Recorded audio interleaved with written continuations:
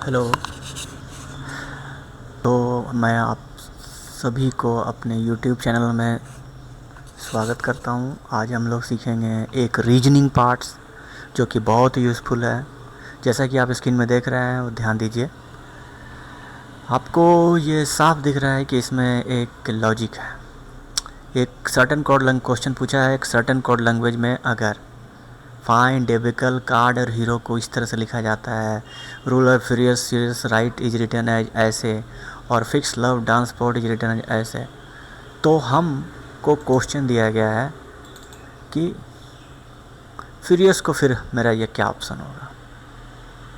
तो इस तरह का क्वेश्चन को सॉल्व करने के लिए आपको पहले ये तुरंत दिमाग में लगाना होगा कि ये कोड किस तरह से लिखा हुआ है। ये बहुत तरह से अलग अलग तरह से लिखा हो सकता है, मगर आपको ये ध्यान रखना है कि ये किस तरह से लिखा हुआ है। इसको आप एक ट्रिक निकालना पड़ेगा। जैसे कि ऑब्जर्वेशन करने के बाद तुरंत आपको ये समझना होगा कि कुछ इस तरह से है ये। 7 क्या है, 4 क्या है, 4 क्या है, 4 क्या है। तो यहाँ देख रहे हैं 4 4 3 ठो 4 है, तो यहाँ 4 3 ठो है, मतलब कि ये वर्ड को काउंट कर रहा है। कोई ऑर्डर में नहीं हो, कोई ज़रूरी नहीं कि ये वाला वर्ड के लिए ये लिखा हुआ, ये वाला वर्ड के लिए ये लिखा, कुछ भी ऑर्डर में हो सकता है। तो ये 7 इसमें है डेबिकल। @ डी के लिए है और ई लास्ट अक्षर है। ये हीरो को आप देख सकते हो कि $H के लिए है और 4 जो है वो पूरा काउंटिंग है और अंतिम में ओ अक्षर है। तो उस सिचुएशन से हमारा ये क्या आंसर होगा। तो क्वेश्चन को देखा जाए, फ्यूरियस में कितने अक्षर है? 3 3 6 1 7। तो 7 तो इसमें सिर्फ एक है और एस लास्ट में भी है, तो इसका आंसर बी हो गया।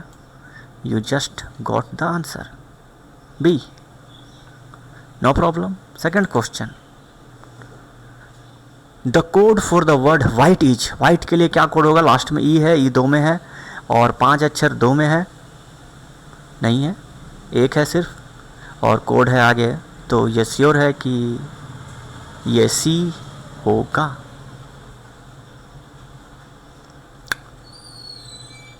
ओके। अब थर्ड क्वेश्चन देखा जाए, the code %6e denote which of the. 6 अक्षर है, तो 3 3 6 3 3 6 दोनों में है, मगर अंतिम में ई है, इसमें नहीं है, ये इसमें है। तो सिंपली ये सर्किल होगा। और ज़्यादा कंफर्म करने के लिए आपको परसेंट का कोड भी वहाँ देखना होगा, अदरवाइज नन ऑफ दीज भी हो सकता है। तो परसेंट का कोड भी आपको एक बार चेक करना होगा कि सी है क्या। तो परसेंट का कोड चेक करने के लिए %4D है और डी ये कार्ड के लिए है, और इसमें आप देख रहे हैं %GC है, तो ये भी चेक हो गया। तो इस तरह से हम लोग देख लिया आंसर क्या है। तो अगला क्वेश्चन में चला जाए। ये तो हो गया अगला क्वेश्चन। इसके अगला क्वेश्चन में चला जाए, $, denote which letter of the word. अब डॉलर के लिए हम लोग डॉलर में जाना पड़ेगा, और आप देख रहे हो $4 ओ हीरो के लिए है, और इसका डॉलर जो है H के लिए रिप्रेजेंट कर रहा है। तो इसका आंसर क्या होगा? $, डिनोट फॉर H। एकदम सिंपल, आप आराम से 5 से 6 मार्क्स प्राप्त कर सकते हैं। छठा number, what will the code for the fast data. Fast data के लिए 4 4 अक्षर का ग्रुप है, तो 4 4 दो जगह पर है, और दोनों में TA है, तो यहाँ TA है, यहाँ भी TA है। तो अब ये कन्फ्यूजमेंट हो जा रहा है कि ये हैश है और ये %। तो हैश है कि F के लिए कि % है। तो पहले F के लिए चेक किया जाए। तो F के लिए चेक किया जाए तो F को ढूंढा जाए। F हमारा ये फाइन है, और फाइन के लिए ये रिप्रेजेंट है, और इसमें हैश है। मिल गया आपको आंसर। और 6 नंबर में अगर आप जल्दी में हैं तो आपको पता है कि ये B है, और अगर आपको फुल कंफर्मेशन करना है तो आपको D के लिए भी ढूंढ लेना है कि भैया D किसको रिप्रेजेंट कर रहा है।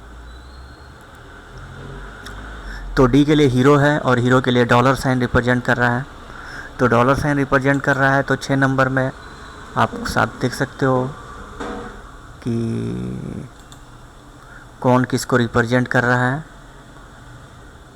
और इस तरह से हम लोग देख लिए कि आप